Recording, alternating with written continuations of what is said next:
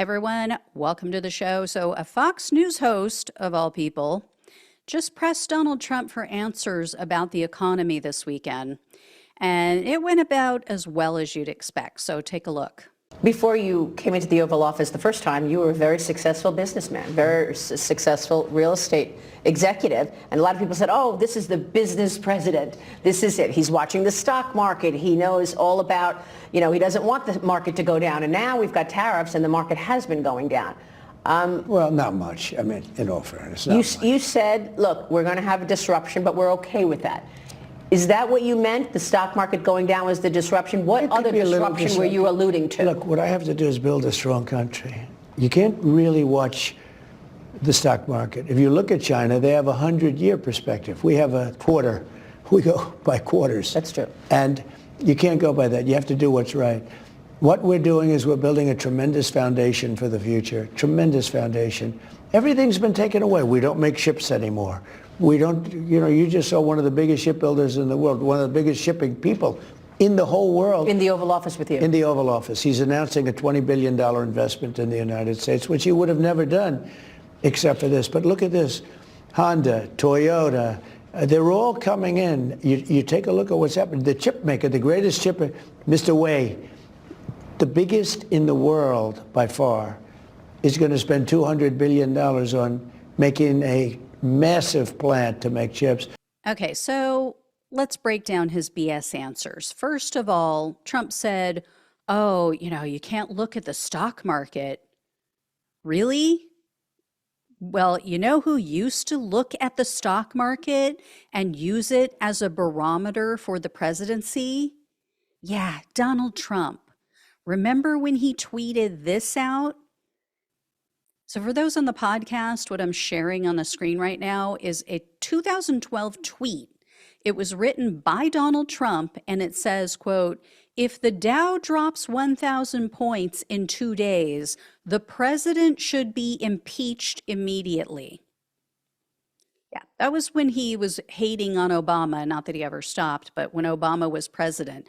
Odd, now he doesn't think, oh, we shouldn't be looking at the stock market. You can't use that as a barometer to judge my presidency.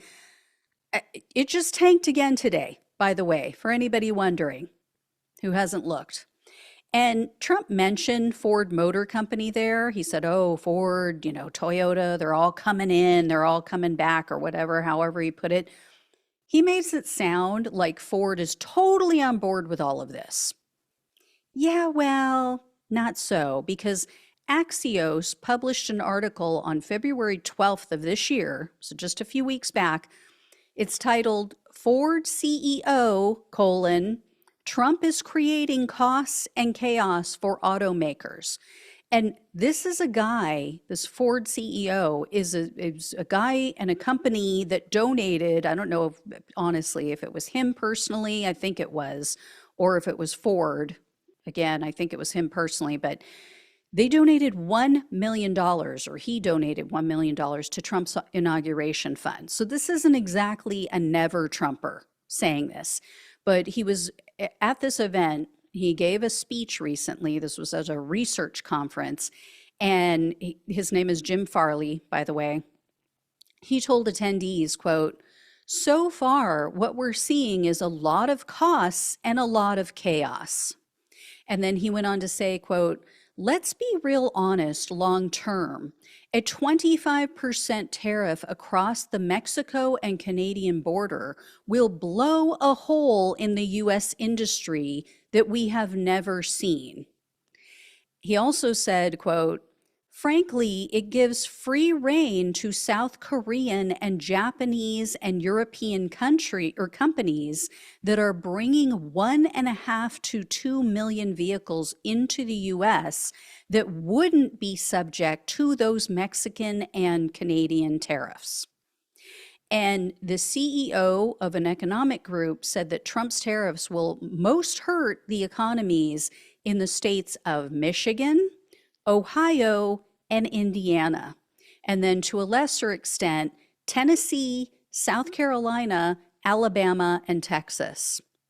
Remind me again who all of those states voted for in the 2024 election? Yeah. Leopards eating faces everywhere. So Maria Bartiromo, to her credit, which I don't often give her because she's a loon, she tried to press Trump a second time to give a more definitive answer about the economy. Again, he bobbed and weaved. So take a look. Let me stay on the economy for a moment because there are rising worries about a slowdown. You've got the Atlanta Federal Reserve saying we're going to have a contraction in the first quarter. Look, I know that you inherited a mess, and you said that the other night. I've only been here, but for a are while. you expecting a recession this year? I hate to predict things like that.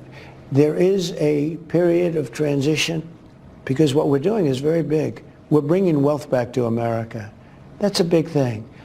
And there are always periods of, it takes a little time. It takes a little time. But I think it should be great for us. I mean, I think it should be great. It's going to be great ultimately for the farmer. So as you heard there, a bunch of non-answers. But did you catch at the end, he said, oh, ultimately it's going to be great for the farmers. Really? I mean, if they can last that long, because here's the thing. What Trump is doing, it is not necessarily a negative thing. Okay, I know you're shocked to hear me say that, but what his ultimate goal is not a bad thing. He's trying to bring manufacturing, if this is truly why he's doing it, he is trying to bring manufacturing back to the US. He's trying to encourage the purchase of American products. Not a bad thing, right? The problem is you have to have the infrastructure in place first before you ratchet up the price of these foreign goods with all of these huge tariffs. You have to have the manufacturing facilities built and ready to go. And these funding cuts and the firings are just adding to the financial burden and the pain felt by these farmers. And those things aren't going away. That's not going to change under Trump. The New Republic news outlet, they just published an article about how Trump's policies are ultimately going to drive produce prices up. And they cited the story of a California farmer. Her name is Janet Knight. And she recently spoke at a briefing and she explained she's one of more than 24 farmers. They were participating in this government program. It's called the Local Food Purchase Assistance Cooperative Agreement. I know it's long, LFPA for short. So the government was paying the farmers and they would then provide produce that was distributed to people in need. So it was distributed through local food banks, other organizations. Well, earlier this month, the farmers were notified the program was scrapped. And so everything was frozen. And they said March 7th, that's the final day. So Knight had a contract with the government through June of this year, but now they're not going to honor that. So Knight said she's personally going to lose $60,000 in income that she was counting on, plus all of these crops that she and these other farmers had already planted, those are likely to go to waste. So Knight estimated that loss to be another $300,000 collectively, among all of the farms. This is insane. And she called this catastrophic. She said it was a catastrophic loss. And she told people at this briefing, quote, LFPA has been such an important and impactful financial bridge that has helped so many farmers in my region be able to get back on our feet and connect with community members who really need this fresh produce. Now, consider this. Consider how this affects the local and eventually the entire US economy, because you now have these farmers, okay, there's less than 25, people go, oh, okay, less than 25 or 25 farmers in total are going to be affected by this. That's not true. This has a ripple effect because you now have farmers, US citizens, who have far less income than what they were counting on. So now they don't have money to spend in their local economy. They may miss a car payment or more. They may miss a house payment or more. Now extrapolate that out throughout the entire country because this isn't just affecting 25 farmers in California. And so you see how this is going to be devastating. And here's the other thing, and I mentioned this before briefly, but Trump, he may be saying, oh, we're looking to bring manufacturing back to the US. And people go, oh, this is such a great thing. This is going to create so many jobs. As I've mentioned before, a lot of his allies and some of his cabinet members, as you're going to hear, they are not interested in building jobs for the American people. They're not they're not interested. Their whole goal long term is not to get American workers back to work or American people back to work. This is what Trump's Commerce Secretary, a guy named Howard Lutnick, he just said on CNBC, the whole goal is to automate everything. So check this out. Do you think by moving everything back as you describe it that they're going to be able to be competitive globally? Aren't prices ultimately going to actually have to rise? I think if you want to buy things from other countries and you want to bring it into America, then the price is going to rise. But if you make it here, then of course the price won't rise. So make it here. Make it here. How hard is that to say? Just keep repeating it to yourself. There's no tariff if you make it here. So TSMC, the biggest chip manufacturer, says, okay, I'll make it here. You're going to watch everybody come to that realization. Apple, who builds it all in China. Why are they building it all in China and giving us our iPhone? Why don't they make it here? They used to say we don't have... It's cheaper. One answer, Mr. Secretary, is that wages are lower over there. And now there are robots who can do it. You're going to see robotic production of iPhones and the jobs that are going to be created. People who build those factories, the mechanics who work on those robots.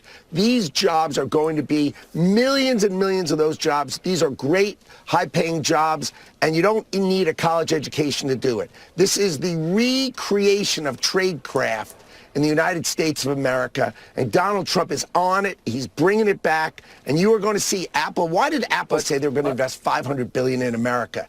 Because they're going to build the robots to build their iPhones in America. So there is just so much wrong, so much disturbing about what he said there. I mean, the first question we should be asking is where? Where are they going to be making these products? Because we don't have the manufacturing infrastructure yet, like I said. Second, he admits that they want to replace human labor with robotics. And yeah, he throws in, oh, well, there's going to be jobs for people who build the factories and people who build the robots. Okay, what happens after all of the factories and the robots are built? Right? You then have people who are out of work again. And now you have robots that have taken their jobs. I mean, okay, so you're going to have some that are kept on to build new robots when the first ones break down, or to service the robots that, aren't working properly. But that's not a lot of people. And the number of people needed to build these robots is going to dwindle over time. Right? It's going to be a fraction of the number of workers that you would have had if you had humans building the iPhones. And we know this because they wouldn't be doing it if that wasn't the case. This has to be cost effective for companies. That is their whole issue. That's their only reason for being, is to cut costs, right? These greedy companies and greedy owners are all about the bottom line. That's why they want to switch from humans to robotic building and AI platforms to begin with. Trump allies have said that. They have come right out and said that. That's why they're firing all these people in the government. They plan to replace a huge majority of them with AI programs. And, in the meantime, you have all of these real world devastating consequences for American workers because of the tariffs. Maine Senator Susan Collins, who's always she's very concerned right? I'm concerned. I'm concerned and disturbed. She said her state is home to a paper mill and they import pulp from Canada for the paper. She said this paper mill is by far the largest employer, the biggest employer in the region. And the owner told her these 25% tariffs on Canada will be, quote, devastating for their business. This is happening everywhere. You know, there's a bunch of other senators, Republican senators and Congress members who apparently spoke with the Hill news outlet, and they expressed similar concerns for their constituents and the economy, just in general, because many are saying they're worried about the backlash too. Because of this, it's not just like, oh, I'm so concerned about my constituents and their financial well-being. They're concerned their ass is going to be on the line, that they're going to pay a price in the midterms. Now, of course, they're all too chicken shit to speak out publicly. I mean, I have to give Susan Collins some credit because she actually did speak on the record, but a lot of them said, oh, please don't use my name. God. Freaking cowards, but they're all, oh, I'm so tough. I'm a tough Republican. I'm going to kick the Democrats' ass. Oh, okay. How about you stand up to Trump first, you cuck? Anyway, on that happy note, I will let you all know when I hear more, but yeah, just really crappy news all around. All right. Thank you all so much for watching and listening. Please like, please share, and subscribe. Please donate if you can. Love you all. Take care. Talk with you soon.